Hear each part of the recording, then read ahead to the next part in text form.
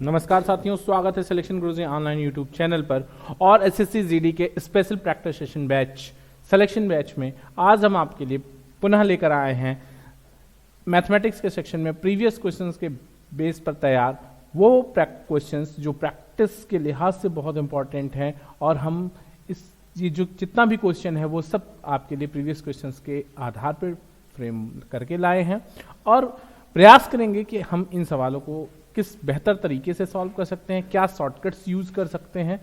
तो उसकी प्रैक्टिस के लिए हम स्टार्ट करते हैं आज का सेशन। पहला क्वेश्चन है कि एक व्यक्ति अपनी कुल आय का 1/4 भाग खर्च करता है तथा 4800 रुपए 1/4 भाग बचत करता है तथा 4800 रुपए खर्च करता है। उसकी आय क्या है?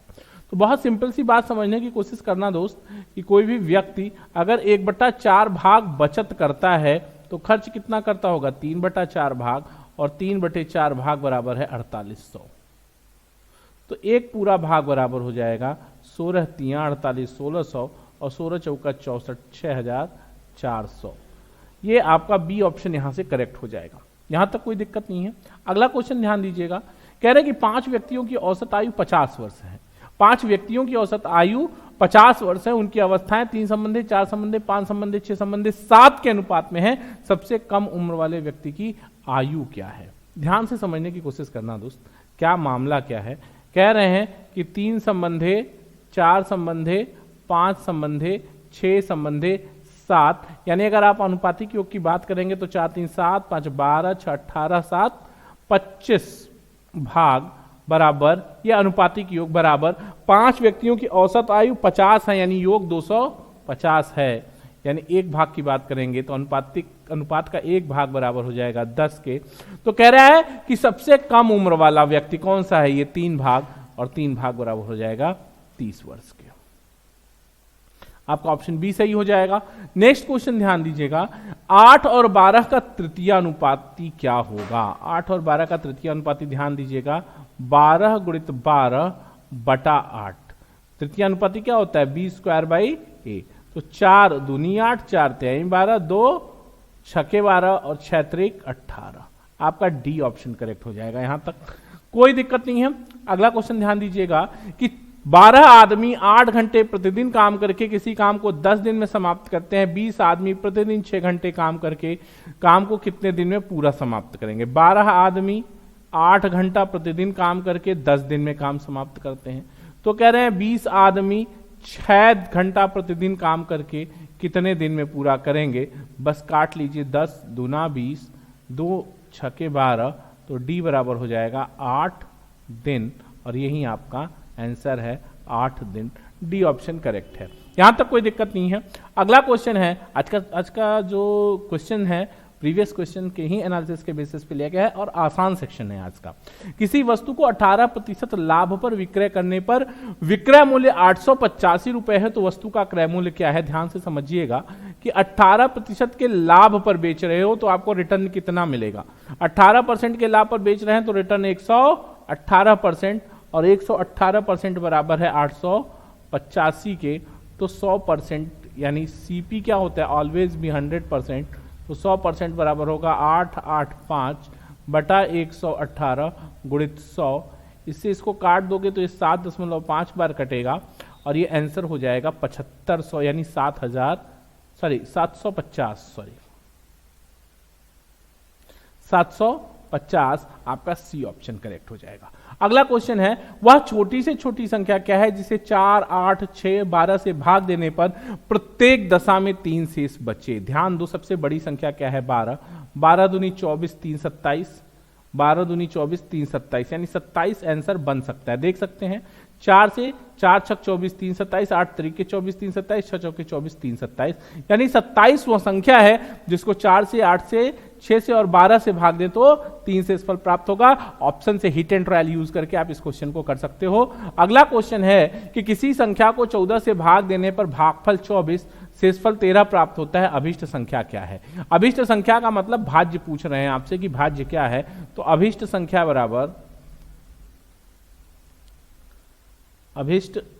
बराबर क्या हो गया?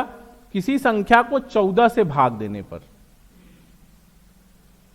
नहीं, किसी संख्या को 14 से भाग दे रहे हैं। देखो किसी संख्या को 14 से भाग दे रहे हैं तो भागफल 24 पा रहे हैं और शेषफल 13 पा रहे हैं, तो ये संख्या x पूछ रहे हैं। तो ये हो जाएगा 14 गुणित 24 और प्लस 13, तो 14 चौका 56 6, 14 चौका 56 6 5, 14 दूनी 28 5 33 और प्लस 13, इसका मतलब हो गया 6 3 9 4 और 3 349। डी ऑप्शन करेक्ट हो गया। यहां तक कोई तकलीफ नहीं है ना, कर लोगे भाई, यहां तक कोई दिक्कत नहीं। आज का सेशन बहुत आसान है। अगला क्वेश्चन कह रहे हैं कि 1 पॉइंट, देखो ये चीज आपको नया थोड़ा सा सीखने लायक है यहाँ पे इस सवाल में। देखिए हर सेशन इंपॉर्टेंट है, किसमें किस तरह का क्वेश्चन आ जाएगा। अब देखिए ये बहुत इंपॉर्टेंट सवाल है। 1.36 और 36 के ऊपर वेंकुलम लगा है, जिसको आप जनरली बार बोलते हैं। टेक्निकली मैथमेटिक्स के सेंस में बार वर्ड नहीं है, वेंकुलम शब्द है, वेंकुलम वर्ड है, और ये इस पे दिया हुआ है। तो इसका किस भिन्न के रूप बराबर है, तो देखो क्या होता है, एक तो पूरा पूरा है प्लस 0.36 है, या यूं ज्वाइंट कर लो 0.36, ये मामला है। तो ये क्या हो जाएगा 1 प्लस, अगर 36, इसका मतलब जानते हो क्या होता है 0.36, ये इसका मतलब है 0.363636, ये चलता जाएगा चलता जाएगा। तो इसको करते क्या है 36 पूरा लिख लेते हैं, और चूंकि इसमें 3 और 6 दोनों डिजिट रिपीटिंग डिजिट हैं, तो जितनी रिपीटिंग डिजिट है वो ना 9 हो जाता है। जैसे अगर सपोज करो कि 1.732 कर देता कोई और सिर्फ 32 पे वेंकुलम होता, बात को समझने की कोशिश करना, मैं समझा क्या रहा हूं। तो 1 प्लस 0.732 पे वेंकुलम होता, और ये होता 1 प्लस 732 के बटा, जितना संख्या पे वेंकुलम होगा उतना 9, और जितने पे संख्या पे जो नॉन रिकरिंग है उतना 0। ये इसका आंसर होता है, इसको आप तब इसका आंसर होता। यहां पे चूंकि दोनों संख्याओं पे हैं, कोई ऐसी संख्या नहीं है जिस पे वेंकुलम नहीं है, तो 99 हो गया, यानी ये 135/99 हो गया। 9 से काट दोगे तो 15 9 135, 11 9 99, 15/11, ऑप्शन ए सही हो जाएगा। यहां तक कोई तकलीफ नहीं है। अगला क्वेश्चन ध्यान देना, एक राशि 7 वर्ष में सरल ब्याज से 2 गुनी हो जाती है, वह राशि कितने वर्षों में 4 गुनी होगी? तो वो 21 साल में 4 गुनी होगी। क्यों 21 साल में होगी?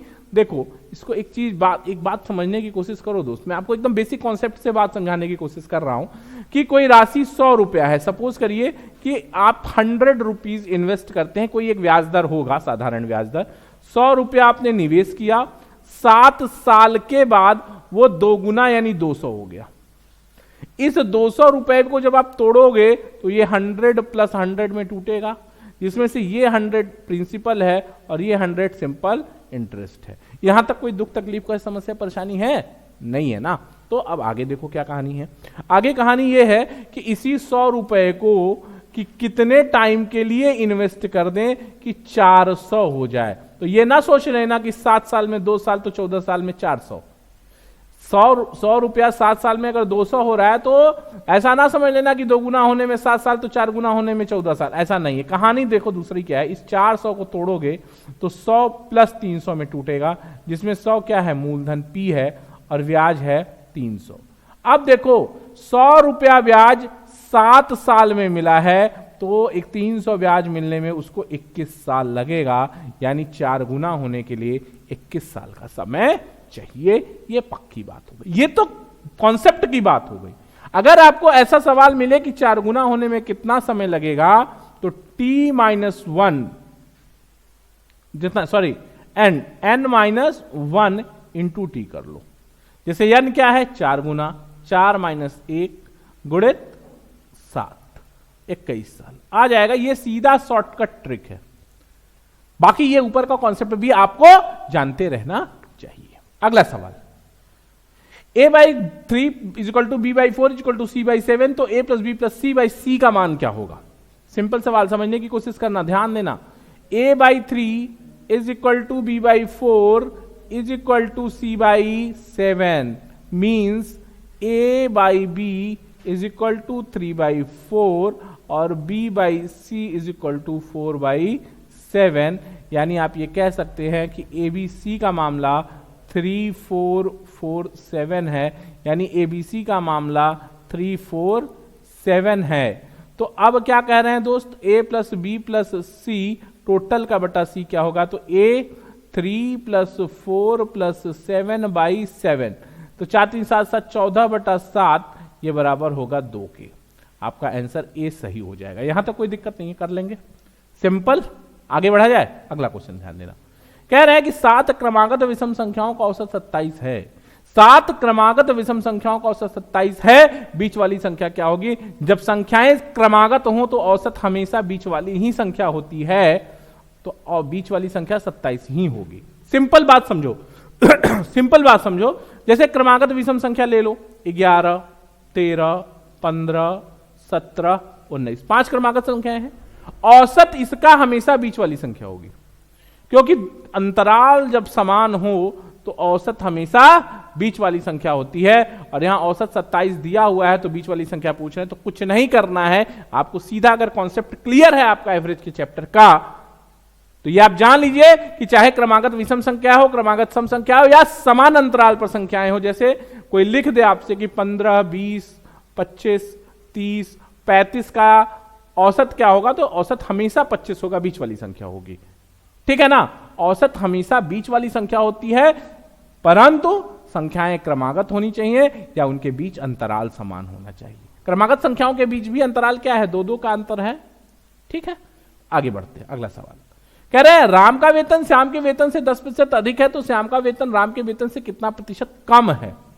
राम का वेतन श्याम के वेतन से 10% अधिक है, तो श्याम का वेतन राम के वेतन से कितना प्रतिशत कम है? 100 के बटा 100 माइनस 10 गुणित 100, यानी 10/90, 10/90 गुणित 100 बराबर 11 सही 1/9%। 11 सही, सॉरी गलत हो गया ऑप्शन, यही होगा 11 सही 1/9%। क्लियर है कहानी? अगला क्वेश्चन है, किसी त्रिभुज के बहिष्कोणों का योग होता है। तब सीधी सी बात है कि किसी त्रिभुज के बहिष्कोणों का योग देखो क्या होता है, आपको एक्सप्लेन कर दे रहा हूं। देखो ये कोई त्रिभुज है, 3 बहिष्कोण बन सकते हैं। एक इधर बढ़ा दो भुजा, एक इधर बढ़ा दो भुजा, और एक इधर बढ़ा दो। मान लो ये x है, ये y है, और ये z है। बहिष्कोण में ये मान लो a1 है, ये a2 है, ये a3 है। कहते हैं बहिष्कोण सामने के दोनों अंतःकोणों के योग के बराबर होता है। जैसे किसी त्रिभुज में सिंपल समझ लो कि अगर कोई भुजा हम बढ़ा दें तो ये जो बहिष्कोण बनता है सामने के दोनों अंतःकोणों के बराबर होता है। तो इस प्रकार a1 बराबर होगा x प्लस वाई, a2 बराबर होगा y प्लस z, और a3 बराबर होगा x प्लस z। इसका मतलब है कि बहिष्कोणों का योग a1 a2 a3 ये बराबर होगा x y y z z x, या यूं कह सकते हैं 2x plus Y plus Z. और किसी त्रिभुज के तीनों कोणों का योग 180 अंश होता है, तो 2 गुणित 180 बराबर 360 इसका आंसर होगा। एक ऑप्शन इसमें बना लीजिए, 90 को काट के 360 डिग्री कर लीजिए कि किसी त्रिभुज के बहिष्कोणों का योग 360 अंश होता है। बेसिकली ये एक प्रमेय है आपके सामने। मैंने थोड़ा सा, चूंकि मुझे पता है कि ज्योमेट्री का जो पोर्शन होता है वो थोड़ा टफ होता है, इसलिए आप थोड़ा कम जानते हैं, इसलिए मैंने पूरा एक्सप्लेन कर दिया इसको। ये 2 गुणित 180 कट रहा है 360, इसको कर लेंगे तो ये 360 आ जाएगा। यही आपका आंसर है। क्लियर है? अगला क्वेश्चन ध्यान दीजिएगा कि पाई रेडियन का मान होता है, पाई रेडियन का मान 180 अंश होता है। भाई सीधा सीधा मतलब है पाई 180 अंश होता है। कभी कभी गलती से लोग 360 मार देते हैं, ऐसा नहीं है। अगला क्वेश्चन है कि समानांतर दिशाओं में 2 रेलगाड़ियां क्रमशः 42 और 50 किमी प्रति घंटा की चाल से चल रही हैं। कितने समय बाद उनके बीच की दूरी 72 किमी हो जाएगी? चूंकि समानांतर दिशाओं में चल रही हैं तो चालों में क्या है, अंतर निकल आएगा। तो दूरी बराबर चाल गुणित समय, और दूरी कितनी हो जाए 72 किलोमीटर चाल, 42 और 50 का अंतर 8, और गुणित समय t पूछ रहे हैं तो t बराबर हो जाएगा 9 घंटा। क्लियर सवाल? कोई दिक्कत ही नहीं है भाई। 2 ट्रेनें एक ही दिशा में जा रही है ना, समांतर पटरियों पर चल रही है, समान दिशा में चल रही है।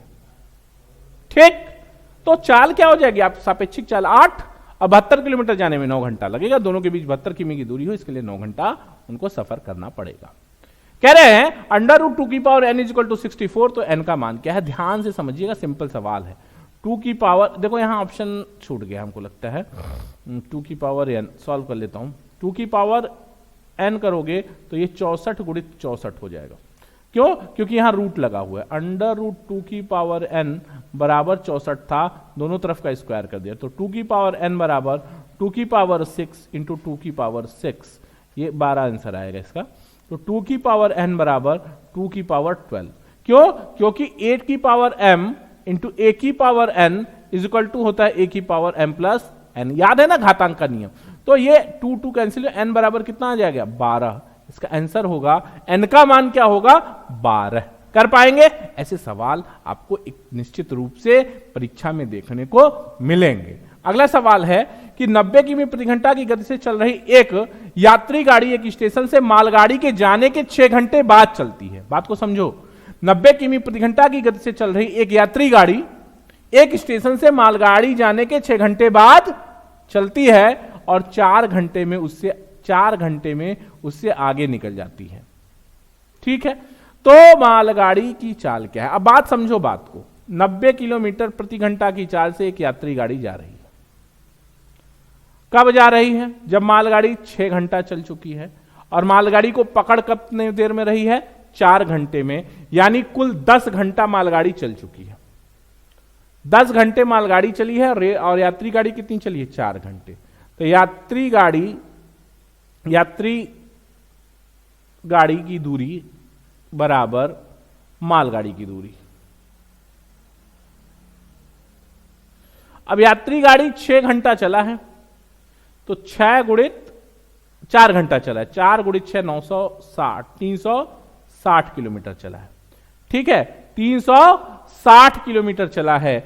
अब ध्यान देना मालगाड़ी की चाल क्या है, और मालगाड़ी को यही दूरी, मालगाड़ी की चाल क्या हो जाएगी, मालगाड़ी की चाल हो जाएगी चाल बराबर दूरी बटा समय। 360 किलोमीटर यात्री गाड़ी चल के तब उसको पीछे की है, और यही 360 किलोमीटर मालगाड़ी जो 4 घंटे में जा रही थी, सॉरी यात्री गाड़ी 4 घंटे में जा रही थी, मालगाड़ी 10 घंटे में गई है, तो मालगाड़ी की चाल हो जाएगी 36 kmph। Answer A option correct हो गया। यहां तक कोई तकलीफ नहीं है। अगला सवाल ध्यान दीजिएगा कि 20 आदमी 8 दिन में 1000 रुपया कमाते हैं, तो कितने आदमी 2 दिन में 200 रुपया कमाएंगे? इसका एक फॉर्मूला है M1D1T1 by W1 is equal to M2D2T2 by W2। तो M1 कितना हो गया, 20 आदमी 8 दिन 1000 रुपया। ये W1 सिर्फ काम ही नहीं होता, वेज भी होता है, वेज का मतलब मजदूरी भी। तो कितने आदमी, तो मान लो M2 आदमी कितने दिन, 2 दिन में, 2 दिन काम करके कितने आदमी 200 रुपया कताएंगे। 2 पचे 1000, 5 चौका 20, 2, M2 बराबर 16। ये ए ऑप्शन करेक्ट हो गया। अगला क्वेश्चन कह रहे कि एक रिंग के बाह्य त्रिज्या 10 और अंतर त्रिज्या 8 है, तो रिंग का क्षेत्रफल क्या है? भैया रिंग का क्षेत्रफल क्या हो जाएगा, pi R1 square minus R2 square is equal to pi. R1 हो गया 10 का स्क्वायर 100 और 8 का स्क्वायर 64, यानी 36 गुणित 22 बटा 7, यानी 113.243 हो जाएगा इसका आंसर। डी ऑप्शन कैलकुलेशन करके चेक कर लीजिएगा। अगला क्वेश्चन है कि एक शंकु की ऊंचाई 10 सेमी और त्रिज्या 6 सेमी है, आयतन क्या होगा? आज का सेशन निश्चित रूप से बहुत आसान था और बहुत मजेदार भी था, कुछ नया सीखने को भी मिला हम लोगों को। 1/3 पाई R स्क्वायर H, तो 1/3 पाई छूट गया है ऑप्शन में। 100 यहाँ सब के साथ पाई लगा हुआ है, देखो भाई ये ऑप्शन में छूटा हुआ है 120 पाई। ठीक है, तो 1/3 पाई R स्क्वायर कितना हो गया 36 और ऊंचाई कितनी हो गई 10, तो 12 तिहाई 36, 120 पाई। ये आपका आंसर सी करेक्ट हो जाएगा। सिलेक्शन गुरुजी के SSC GD practice session batch selection batch में आज इतना ही। कल फिर मुलाकात होगी और बेहतरीन और शानदार previous year question based practice set के साथ। देखते रहिए सिलेक्शन गुरुजी ऑनलाइन। जय हिंद, जय भारत।